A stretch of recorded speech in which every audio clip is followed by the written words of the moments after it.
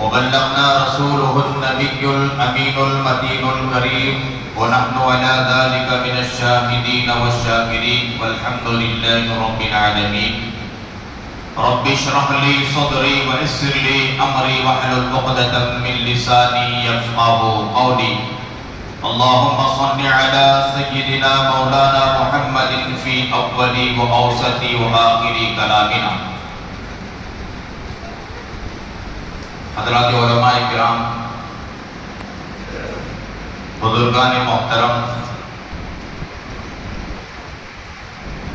نکاح سے پہلے کچھ وصیتیں، کچھ نصیحتیں اللہ کے حبیب پاک حضرت محمد رسول اللہ سب کہہ لیجیے صلی اللہ علیہ وسلم کی عادت شریفہ تھی. نکاح کی فضیلت بتاتے تھے، اس کا مقام اور مرتبہ بتاتے تھے، کچھ نصیحتیں، کچھ وصیتیں فرماتے، اس کے بعد میں خطبہ نکاح پڑھا جاتا تھا.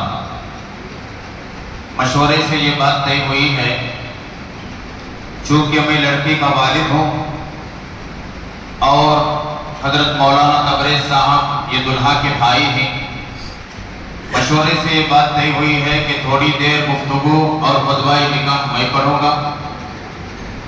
ایجاب و قبول اور دعا مولانا کریں گے.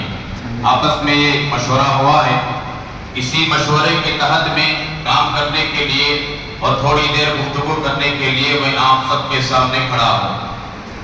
حاضرین دیکھیے، بات لمبی چوڑی نہیں ہے، مختصر بات کر کے میں اپنی جگہ لیتا ہوں. نکاح ایک عبادت ہے، آپ جانتے ہیں. یہ اور بات ہے کہ معاشرے کے اندر، بالخصوص مسلم معاشرے میں، مسلم سوسائٹی میں اسے رسمی طور پر ایک نام دے دیا گیا ہے. چلو اور بھی کر رہے ہیں، ہندو کر رہے ہیں، یہودی و نصرانی کر رہے ہیں، تو ہم بھی کریں گے. عیسائیوں کے یہاں تو نکاح کا تصور نہیں ہے، اس لیے کہ عیسیٰ علیہ السلام نے نکاح نہیں کیا تو ان کو نہیں معلوم کہ نکاح کے آداب و طریقے ہیں کیا. میرے اور آپ کے ساری کائنات کے آقا و مولا حضرت محمد رسول اللہ صلی اللہ تعالی علیہ وآلہ وسلم نے 11 نکاح کر کے امت کو بتایا ہے کہ نکاح کہتے کسے. یہ نکاح جنتی عبادت ہے. کون سی عبادت ہے؟ بولو سب بولو. جنتی عبادت ہے. ہندوستان کی مشہور و معروف شخصیت تھانوی وقت حضرت علامہ و مولانا محدث کبیر مفتی شعیب اللہ خان صاحب دامت برکاتہم العالیہ شہر بنگلور کے اندر موجود ہیں، باحیات ہیں. اللہ پاک حضرت کی عمر میں برکتیں عطا فرمائے. ایک مجلس میں حضرت فرمانے لگے تمام عبادتیں زمینی عبادتیں ہیں اور نکاح کی جو عبادت ہے وہ جنتی عبادت. نماز عرشی عبادت، دیگر اعمال زمینی عبادت، فرشی عبادتیں. نکاح جنتی عبادت. سب سے پہلا اللہ تبارک و تعالی نے حضرت آدم و حوا کا نکاح جنت میں کیا. یہ نکاح کی عبادت جنت سے شروع ہوئی ہے اور یہ نکاح کی عبادت جنت میں بھی باقی رہے گی. بولو سبحان اللہ. بولو. جنت میں نماز نہیں ہوگی، جنت میں ذکر نہیں ہوگا، جنت میں تلاوت نہیں ہوگی، جنت میں دیگر اعمال نہیں ہوں گے. جنت میں صرف ایک ہی عبادت کو انجام دیا جائے گا، وہ عبادت ہے نکاح کی عبادت. یہ تمام انبیاء علیہ السلام کی سنت اور بالخصوص ہمارے اور آپ کے نبی حضرت محمد رسول اللہ صلی اللہ تعالی علیہ وآلہ وسلم کی سنت مبارکہ ہے. نکاح کے علماء نے شرعی 6 چیزوں کا ذکر کیا ہے. بس نکاح میں صرف 6 چیزیں ہیں. شاید کہ اس سے پہلے آپ نے سنا ہوگا، شاید کہ نہیں سنا ہوگا. میں آپ کو سنا دیتا ہوں اکابر علماء کے حوالے سے. نکاح میں صرف اور صرف 6 چیزیں ہیں، 7ویں چیز نہیں. اگر کوئی 7ویں چیز ہے تو ہمیں بتائیں. پہلی دو چیزیں، دو فرائض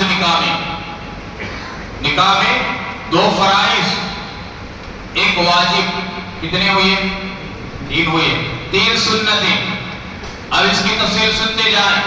فرائض کیا ہے؟ نکاح میں فرائض ایجاب و قبول، یہ فرض میں سے ہے۔ نمبر 2، 2 گواہان کا ہونا، یہ فرض میں سے ہے۔ کتنے ہوئے؟ ایک ایجاب و قبول ملا کر کے 2 گواہان، یہ ملا کر کے 2 عمل ہو گئے، 2 فرض ہو گئے۔ اور واجب، مہر جو ہے یہ واجب ہے، مہر کا باندھنا یہ واجب ہے۔ آپس میں مشورہ کر کے طے کیا جاتا ہے کہ مہر کتنا طے کیا جائے، کتنا باندھا جائے، یا نہیں تو یہ دیکھا جاتا ہے کہ دلہا کے خاندان سے کتنا چلا آ رہا ہے، اس کے مطابق طے کیا جاتا ہے، ان کی طاقت کے مطابق، ٹھیک ہے۔ اس میں بھی بہت ساری جگہ فسادات ہوتا ہے کہ اتنا بندو اتنا بندو، باندھ دیتے ہی، دینا تو ہے نہیں۔ اس میں کوئی جھگڑا نہیں کرنا، ان کی طاقت کے مطابق، ان کے خاندان سے جو چلا آتا ہے اس کے مطابق مہر طے کریں گے۔ مہر کا طے کرنا واجب ہے۔ کتنی چیزیں ہو گئی؟ 3، اور 3 سنتیں۔ نمبر 1، خطبہ نکاح کا پڑھنا سنت ہے۔ ہاں، علماء نے لکھا اس کے بغیر بھی نکاح ہو جاتا ہے، لیکن خطبہ نکاح کی برکتیں نصیب نہیں ہوتی جو اللہ کے کلام کی آیتوں کو پڑھا جاتا ہے، پیارے حبیب پاک صلی اللہ علیہ وسلم کی مبارک احادیث کو پڑھا جاتا ہے، اس کے فیوض و برکات نہیں ملتے، حالانکہ اس کے بغیر میں نکاح ہو جاتا ہے۔ ایک سنت۔